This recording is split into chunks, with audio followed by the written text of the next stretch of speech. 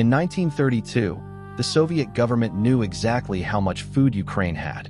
They also knew exactly how much food a human being needs to survive. And then they took everything anyway. Ukraine was not a poor country. It was not a land of drought or failed harvests. It was called the breadbasket of Europe, a territory so fertile that its dark black soil was studied by scientists who called it the most productive earth on the planet. Ukrainian farmers had fed empires for centuries. They had survived invasions, occupations, and wars that reshaped the map of Europe. But nothing in their history, nothing across hundreds of years of suffering, had prepared them for what Moscow was quietly planning. It began the way all engineered disasters begin, not with explosions, not with armies at the gate. It began with paperwork. Soviet officials arrived in Ukrainian villages carrying clipboards, wearing gray coats, and speaking in the calm language of administration. They called it collectivization. Private farms would be absorbed into state-controlled collectives. Farmers were told to surrender their land, their livestock, their tools, and their stored grain to the Soviet state. Those who questioned the order were labeled kulaks, enemies of the working class. Kulaks were arrested without trial, loaded onto freight trains, and deported to labor camps in Siberia. Some were shot in their own fields. The farmers who complied without resistance believed cooperation would keep their families safe. They could not have known they had already been selected. In 1932, Stalin imposed grain quotas on Ukraine that were not merely difficult to meet. They were mathematically impossible. The Soviet state demanded more grain from Ukrainian villages than those villages had physically harvested that year. When local officials reported that the quotas could not be filled, Moscow sent them back with larger quotas and armed brigades. The brigades searched every structure. They pulled up floorboards.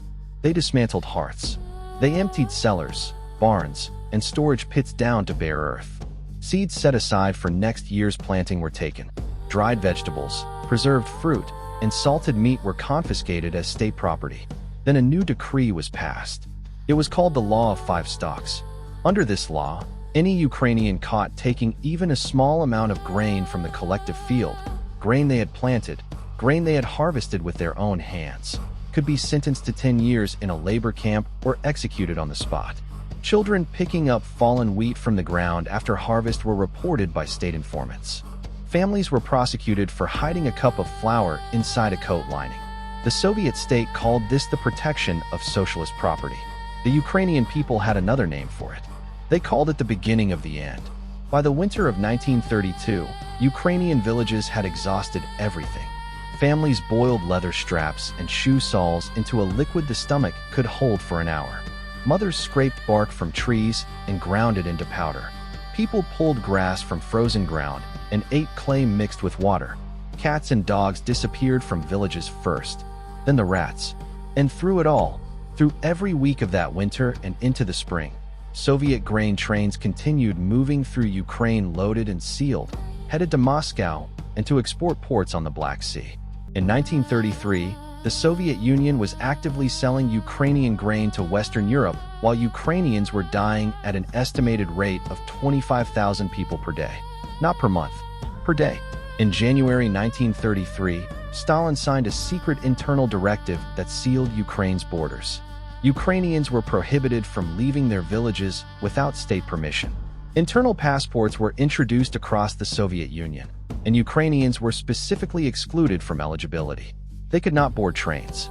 They could not cross into neighboring Soviet republics where food still existed. They were locked inside a famine that had been constructed around them by the same government that held their grain, controlled their borders, and managed the information leaving their country. This was not drought. This was not blight. Ukrainian harvests in surrounding regions were not catastrophic that year. The famine was the policy.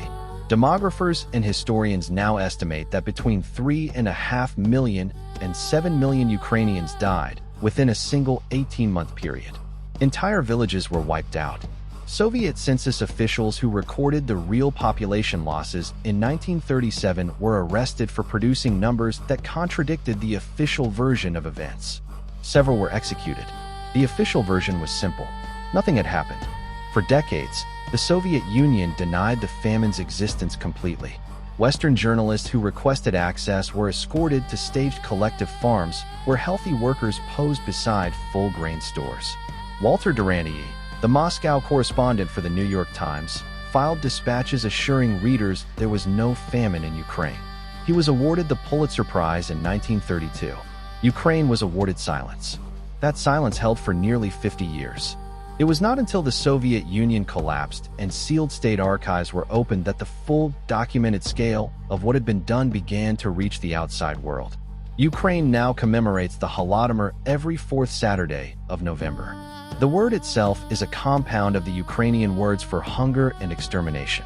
More than 30 nations have formally recognized it as genocide. Russia still refuses. But here is what this story connects to that most people never realize. Ukraine was not the only place this was done. In Bengal in 1943, British wartime policy diverted food supplies out of India while famine spread across the countryside. Between 2 and 3 million people died. The records were classified. Winston Churchill, when informed of the death toll, remarked that the Indians had brought it upon themselves. In China between 1959 and 1961, Mao Zedong's Great Leap Forward produced a famine that killed between 15 and 45 million people. State grain quotas were enforced at gunpoint. Farmers who concealed food to feed their children were publicly tortured as examples. The Chinese Communist Party suppressed and destroyed records for decades. In Cambodia in the 1970s, the Khmer Rouge evacuated cities at gunpoint, forced entire populations into agricultural labor, then seized the food those same people produced. Between 1.5 and 2 million people died. In North Korea through the 1990s, government famine killed hundreds of thousands while the state exported food, controlled all reporting, and told the outside world there was no crisis. The pattern never changes. The government holds the food. The government seals the border. The government controls the story. And people vanish quietly, village by village, while the official record states that nothing happened. Now here is what you need to hear before this video ends. There are chapters of this history that have been buried so completely that even today, even with every archive and database available, most people have never encountered them. Not because the evidence does not exist, because the countries responsible are still powerful enough to shape what gets taught, what gets published, and what gets remembered. We are going to cover those stories. The institutional betrayals most channels will not touch. The governments that signed the documents and never faced a single courtroom. The children taken, the names erased, and the survivors still living whose testimony has never been filmed. If you stayed through this entire video, you already know what this channel is. Drop the word Holodomor in the comments right now. Not for the numbers, because it tells us you are ready for the stories that come next. Share this with someone who thinks they already know history. Because the most dangerous lie is not the one that shocks you when you hear it. It is the one that was kept from you so completely, you never even knew to ask.